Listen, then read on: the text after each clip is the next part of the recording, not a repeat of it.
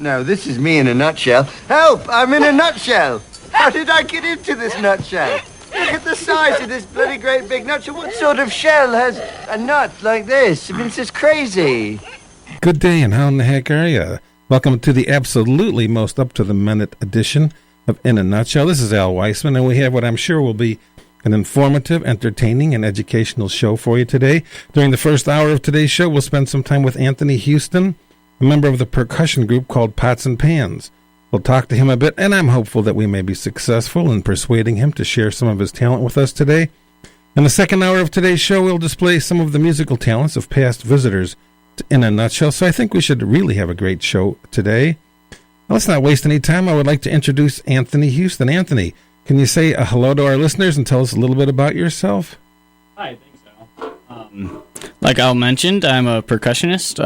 I play with Pots and Pans Steel Band. We're from Woodstock, and it's a group that Matt Potts started in 2010, and I've joined with ever since. And I also have a jazz quartet called Totem, based in Chicago, and we play all around the city, different originals and jazz standards, and it's a lot of fun. Very cool. And we're going to explore all those things and more during the course of our visit today. But first, do you think you can give us a sample of your music?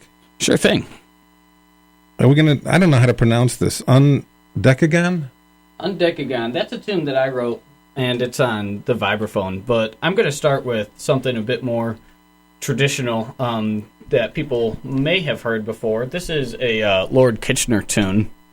Lord Kitchener is sort of the Elvis from Trinidad and Tobago, which is where the steel pan is from. Okay. And this is a tune called Old Lady Walk a Mile and a Half. And it's something that if you were in Trinidad and started humming it, everybody would know what you were playing. And I'm going to sing the words before I play it on the pan. And something you need to know is when I say te-le-le, I just mean walk around. Cool. Ay, ay, ay, ay, ay, ay, and she te-le-le. Ay, ay, ay, ay, ay, ay, and she te-le-le. Oh, lady, walk a mile and a half, and te-le-le. Oh, lady, walk a mile and a half, and te-le-le.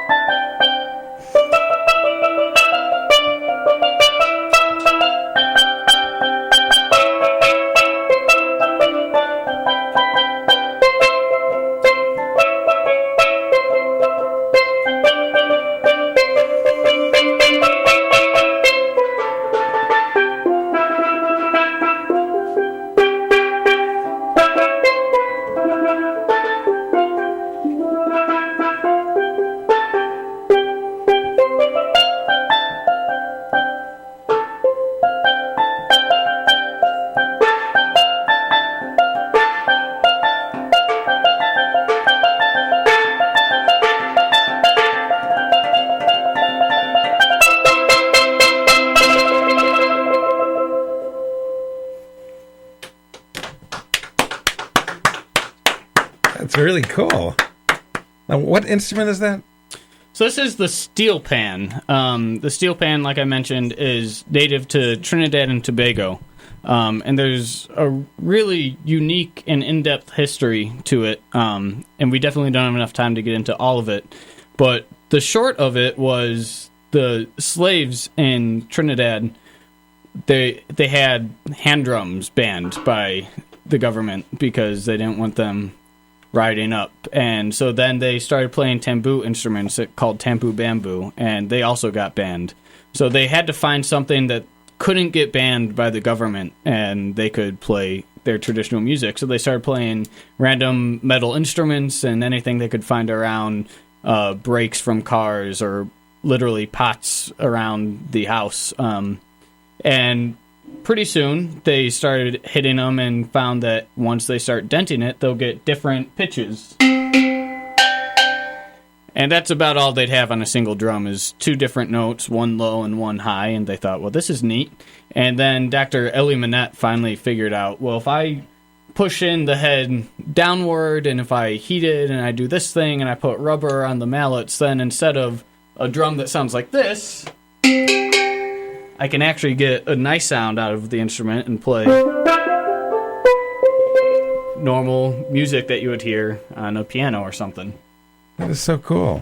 That thing looks a far cry from your kitchen pan, I'll tell you that. Yeah, that's true. And so in other words, there's different areas of that drum type, inverted drum type thing that are different thicknesses perhaps, and that's why they give different sounds? Yeah, the way they're built and consequently tuned is a term that Matt Potts of Pots and Pans has sort of coined, is strategic hammering. Oh, okay. So, yeah, the first step is you have to sink the top of the pan, so you just get a big hammer and sink it down into a bowl shape.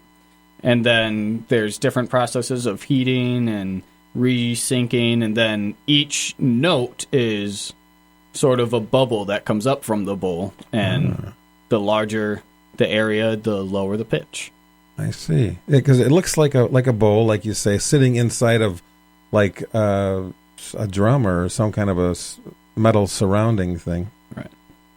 It's interesting. Yeah, this is called the skirt, and this is literally from a 55-gallon oil drum. Oh, really? Just chopped off.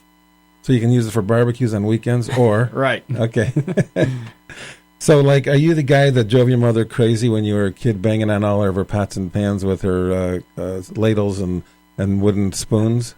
I liked cooking and things, so I treated the kitchenware pretty well, but the dining room table was fair game. I knew you were going to say you did it on the dining room table.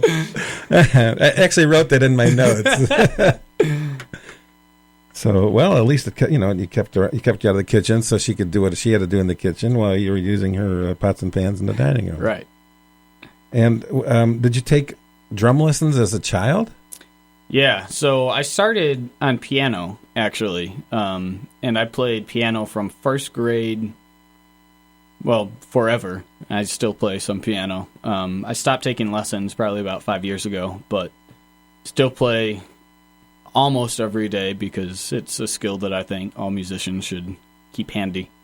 But then it was when I was in 4th grade and could join in band, I decided I wanted to play drums, and I have an older sister who's a piano player, and she was 3 years older than me, so 3 years more advanced on piano than me, so I thought, well, what can I do that she won't be able to do? And there you go. So I started playing drums, and made me feel a little bit better when she'd sit down at the piano and play something really hard, and I'd be playing Hot Cross Buns or something. Then I could go play percussion, and it's like, you can't do that. So do you play any other instruments now besides the piano and the drum?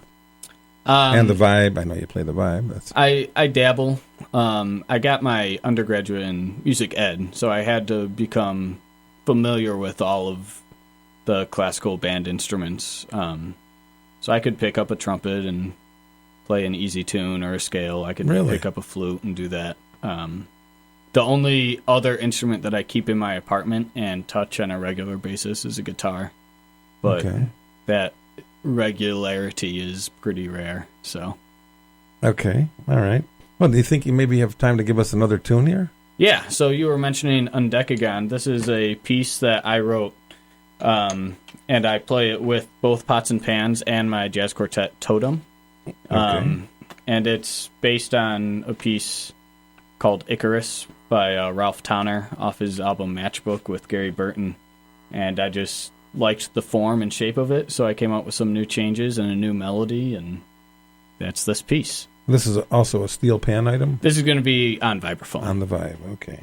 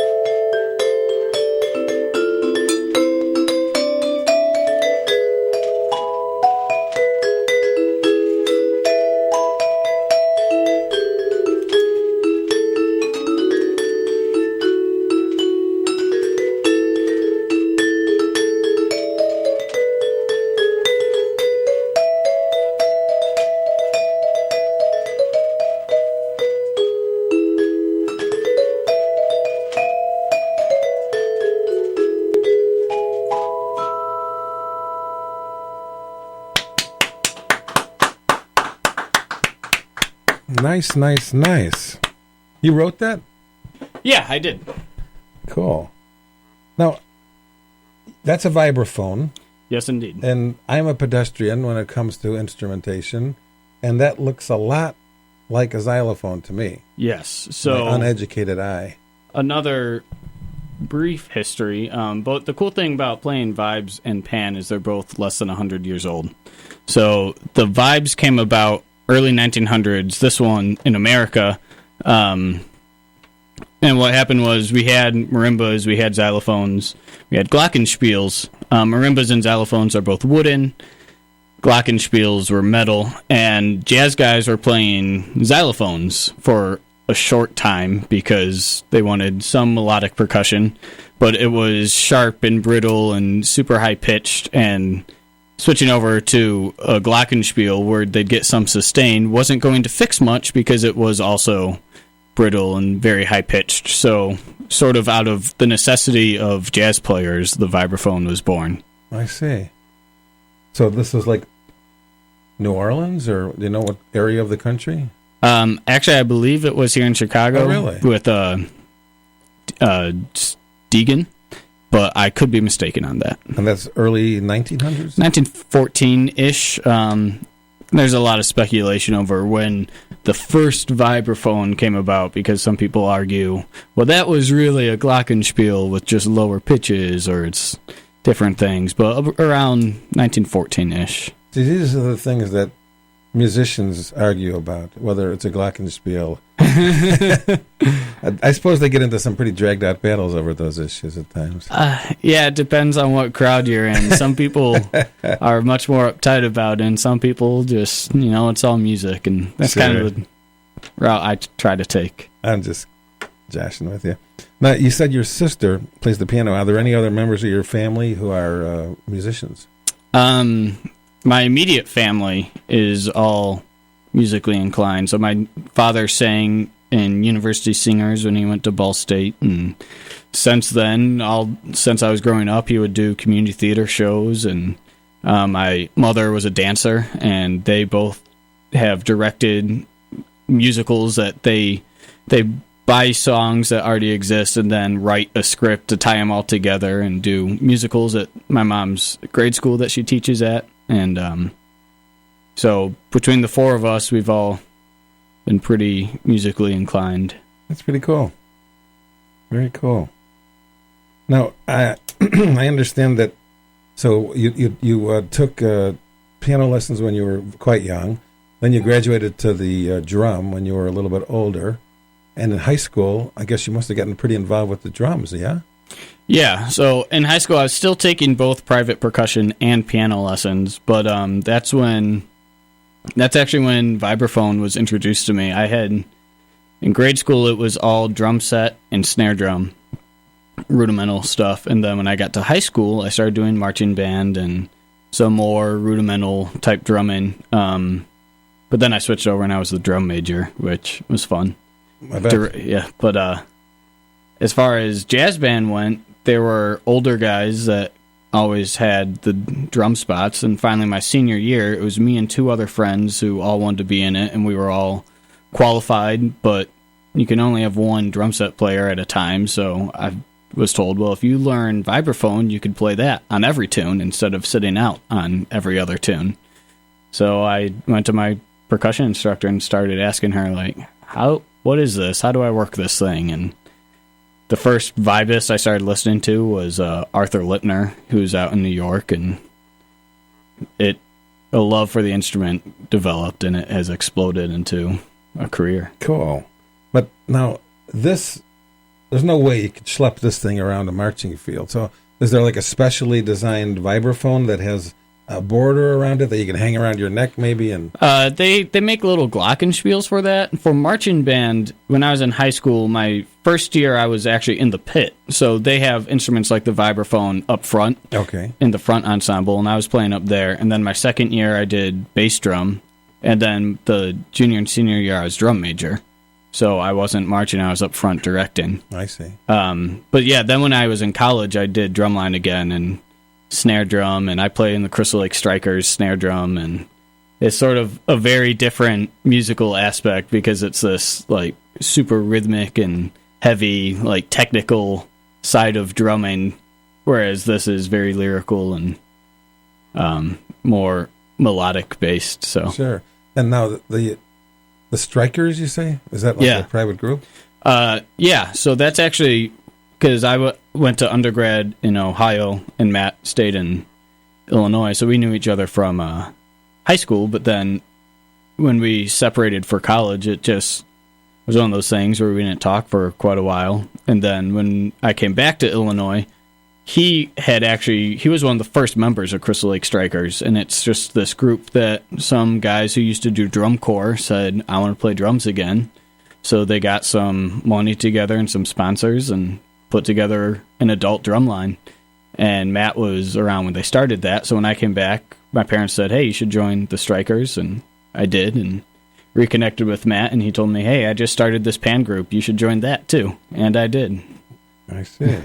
So now Matt Potts is your partner.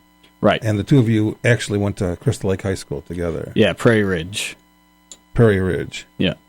How many high schools are there over there? We have 3. There's Crystal Lake South, which Matt is the current drumline instructor of. Okay. Crystal Lake Central, which I am the current drumline instructor of. And then Prairie Ridge, which is where we went. So basically you guys have taken over the town over yeah. there when it comes to drum biz. That's what the gist is. So then, after you graduated from high school, you went to the University of Dayton, Ohio? Yeah. How'd you wind up in Dayton, Ohio? Did they have a particularly well-known musical department or something? No, actually, I did. They offered you money? I was very lazy about my college search. I didn't even visit UD before I accepted them. But the way I found them was I did a Google search for college, engineering, and marching band. Ah. And they have a killer engineering program. So I went over there, and I was doing chemical engineering for 2 years. But I had more music credits than I had engineering credits, and I spent all my time in the music building. And I had always talked about being a professional musician, so I finally said, I think I'm going to change majors. So I switched over to music ed, and it was an equally great program, and I was really happy that I ended up there. That is really interesting, because I have a nephew, Adam Kagan, who went to University of Miami, but he had a double major in engineering and piano, music. Awesome. So now he's a musical engineer in California. But I bet you that's not an uncommon combination. It's not uncommon at all. Matt has 2 degrees. One is in engineering, one is in music. Look at that. And when I was at UD, our marching band, all of our ensembles were open to anyone in the school. So you didn't have to be a music major. And our marching band was at least 50% science majors. Isn't that something? You'd think that it's opposite sides of the brain, Right. But I guess they work together pretty well. Yeah.